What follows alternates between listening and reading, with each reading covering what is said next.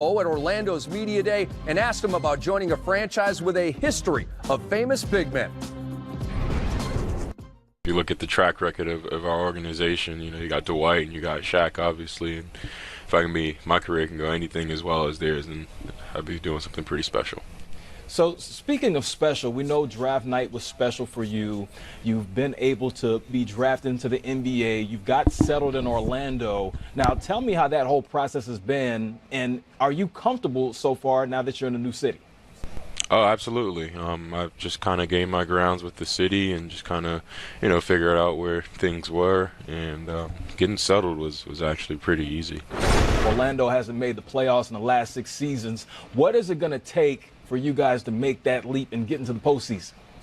It's going to take a level of togetherness. I haven't played an NBA game yet, but I know whenever a unit is all synced in mentally, it goes a long ways. So let's talk about wingspans for a second. We know that when you extend your arms, it's probably about 9 feet. We know the situation right now. You have Jonathan Isaacs down there with you. His wingspan is 7'10". So is it safe to say that you two have rim protection on lock in Orlando? I mean, we have the tools to be great rim protectors. It's just a matter of getting out there and doing it. So since Summer League, what are some of the things that you've worked on individually to improve your game going into your first season? Oh, I've gotten a ton of reps up in my jump shot, and one of the things that I did to play in the NBA was improve the pace of my jump shot and my mechanics. Because a lot of it in pre-draft was just working on mechanics and just mastering, what the perfect form for me looks like. And now it's just a matter of, making it game speed so I can get my shot off over and in front of anyone. So how comfortable are you with Coach Clifford's system, and how much have you been able to get acclimated before training camp starts? Oh, we've had these optional workouts all September long, and everyone's been in, and apparently that's a rarity in the NBA. But everyone's been in, everyone's been at it, and it's just so we can gain our grounds before training camp even starts. We kind of hit the ground running. So now you're going to be a teammate of a movie star in Aaron Gordon. We saw him this summer make his film debut. How has it been like working with him? Oh, it's been awesome. Aaron is a very supportive guy, but he gets at it, and you kind of develop that same attitude from him, whether if it's in a weight room, whether if it's on a court, or wherever. So in order to win the Rookie of the Year, I need you to finish this sentence. Mo Bamba needs to do what to win Rookie of the Year? Have impact. If you look back at all of the guys who were Rookie of the Years, they had immediate impact in the league. And time will tell about Mo Bamba. Here is a look at our projected depth chart for the Magic. They added point guard Jaren Grant in a 3-team trade during the offseason. Jonathan Simmons and Terrence Ross give Steve Clifford 2 explosive guards to rotate. And forward Jonathan Isaac, and I say forward because is he a 4, is he a 3? We'll find out. But he enters his second season after being drafted 6th overall back in 2017. Rick Kamla, Greg Anthony, and Kevin McHale. And Mac, in our previous segment, you talked about the importance of Aaron Gordon finding his sweet spots on the floor and what Steve Clifford can do as the head coach to help him find those. Well, you're a coach, you're a GM, you're a Hall of Famer. Let's tap into your brain. Where do you think could and should be his sweet spots on the floor? He's a combo guy to me. He's a combo 3-4. So he's going to play against smaller guys. He's going to play against bigger guys. But everything works in the same areas. He should be a guy that I'm not sure, like I said, you got to work with him. Is it right elbow? Is it left elbow?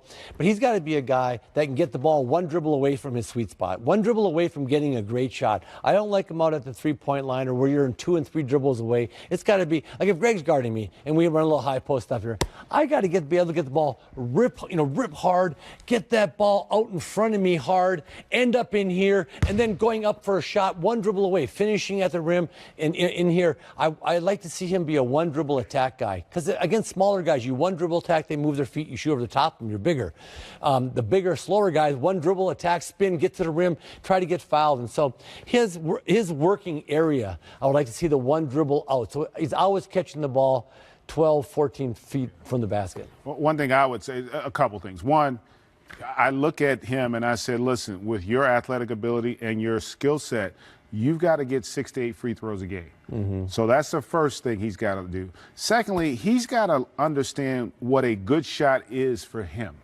And a lot of times with young players, and Kevin knows this, like you're always trying to prove what you can do. And you end up doing a lot of things you don't do well. Yeah. And we've seen that even with him thus far. So to Kevin's point, find out where your sweet spots are. Find out where your areas are where you know you can make the play that needs to be made. But I think if he focuses on those areas, I would like to see his three-point shooting come down. 6 threes a game from him, I think, is a lot. If he's around 4 and his free throws go up 4, now I think he's going to have a bigger impact. His team's going to be better as well. Why? Because those extra threes, when you're not making them, those are runouts. All right, when you get those extra free throws, we get to set our defense, right? Like those are important elements to his development as a player. Understanding if he's going to be their leading scorer, his shot selection is going to be critical. It's going to be really important, and his ability to get to the stripe and help get his team in the penalty. So those are things, if I'm Steve Clifford and that coaching staff, when we went and watched and broke down film, I bet you 30% of his shots were shots he probably shouldn't have taken. And so he's got to learn that aspect in terms of growing. And when you're in the penalty, the easiest way to get to the line is hard driving, because can't put a hand on anybody anymore. So you get the ball up here in these areas, and you reverse pivot, and I come at you hard. You can get to the line in the penalty without ever shooting the ball. This is, you go by me, I hand check you, it's 2 free throws. He's got to get a lot more of that. So he's got to get those points that come easier for him. Everything can't be a struggle for the young fella. Mo Bamba, 6'10" wingspan. We know what that's going to do for rim. 7'10" wingspan. Yeah. Pardon me. We know what that's going to do for rim protection. But what other areas of his game can that help? Well, it helps in his ability to switch out on perimeter players. One thing that amazed me about this guy, he will block three-point shots. We've seen it with Clint Capella. Yeah. He is difficult for good guards to get by because of his length and lateral quickness. And as he gets stronger and more comfortable, he's going to be a real terror out on that perimeter, and it's going to create a lot of options for Steve Clifford and that coaching staff defensively. As a long arm guy myself, helps right here. When I get that ball here and I go up and you're shooting over the top of people, you extend, it's hard to get up and challenge it. So what you do, once you get comfortable, he was talking about getting the speed of his shot and all that stuff, but once you get comfortable, you understand that when you extend and get up here, you got a clean look. The guy's not going to block it. So there's a comfort level in having long arms and being able to have that ball at a high release point. I know a lot of people, what was your wingspan, or what is your wingspan? I'm like 7'5", 7'6". Nice. Yeah. Are you saying bring it on, Mo Bamba? Yeah, where is you that at, what you're saying? I'm too old for Mo Bamba. Well, hey, check out Mo Bamba playing Pop-A-Shot with a youngster, and oh, come on, that's not fair. He didn't need the 7'10" wingspan I for like that. Look at this slide. Ooh, there you go. Nice block. Sneaky. Jay, what do you think about that? Oh, man. That's Is that dirty pool right there? A little bit. But you know what? I like the competitor in it. Yeah, exactly. He high-fived the kid after. Yeah. So here are the starters with more on Aaron Gordon. Trey Kirby and Tas Melas of the starters here for your next point on the Orlando Magic. True or false, Trey? Aaron Gordon will be an all-star this year. Unfortunately, I'm going false. I do think he has the talent of an all-star, but he probably won't be an all-star until he has a really solid point guard alongside him that can let him play to his strengths, get him the ball for some easy shots, maybe get some catch-and-shoot opportunities, and allow him, most of all, to be a secondary playmaker. Aaron Gordon is a very good passer, but I don't think he is necessarily the off-the-bounce creator that you want from a number one guy. If he's able to attack a defense that's already moving, he would really thrive in that scenario. That being said, the Magic are coming into the season with DJ Augustin and Jaren Grant as their point guards, guys who are more caretakers than real table setters. I think once Aaron Gordon gets a guy who's going to be able to provide for him rather than him having to do everything, that's when we'll see him in an all-star game. I agree. I think you put it well. It's false, mainly because of the conditions around him, because Aaron Gordon does have the talent, as you mentioned. Also, the continuity just hasn't been there with the Orlando Magic. Just constantly changing at the head coaching position. Now, Steve Clifford in there. Hopefully, this is a start for him, where he plays the right position. He's got a coach for several years, and then he can finally show that talent. But the Magic are going to have to overachieve big time when those all-star coaches or the coaches get their votes and then they look down at that ballot. Are the Magic going to be at 5th or 6th for Aaron Gordon to get some nods? Because there's just so many good teams at the top of the East that have a lot of good forwards on them. And you see a bunch of them here. Giannis and Embiid are locks. You see them at the bottom there. I assume Kawhi's a lock. you get up to Al Horford or Hayward or Tatum, you probably have a couple Celtics. The Magic are going to have to be to me like a 4 or 5 or 6 seed. Yeah, they had a good start last year through 12 games, but it was only through 12 games. Maybe if they can do that through 40 games, then we'll be talking about Aaron Gordon and the All-Star game, not just the dunk contest. All right, that is it for us. More on the Orlando Magic coming up. If you want more of the starters, check us out weeknights throughout the entire season here on NBA TV. Tass and Trey, you guys rock. Still to come on the Magic Preview Show, Kevin and Jay offer their predictions for the upcoming season in Orlando.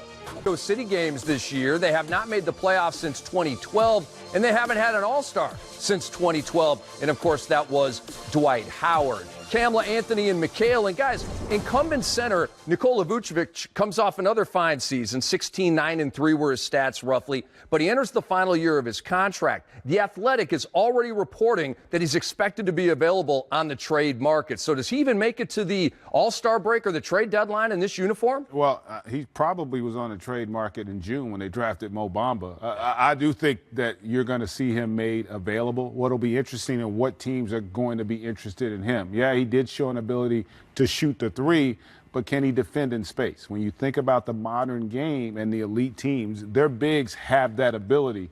So I'm anxious to see what teams are going to show a lot of interest in the young man. Yeah, I think he's a nice piece on a team. He's not going to be a guy that you're going to trade for and say we're building around him. He's going to be, I think a lot of playoff teams would like to have him on their roster.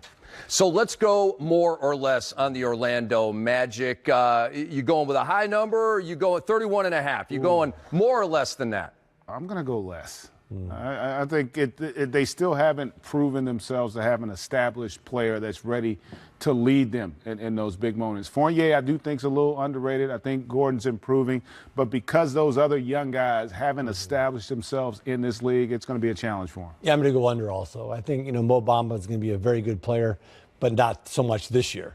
This next year. I just think they can build around Gordon and Bamba, so their future's bright. But I think they're going to struggle a little bit this year. Interesting. Well, they've had the 6th overall pick the last 2 years. I know Magic fans are hoping for a little bit worse pick, which means more results during the regular season. But we'll see how it all plays out, and we will be clocking all year long on NBA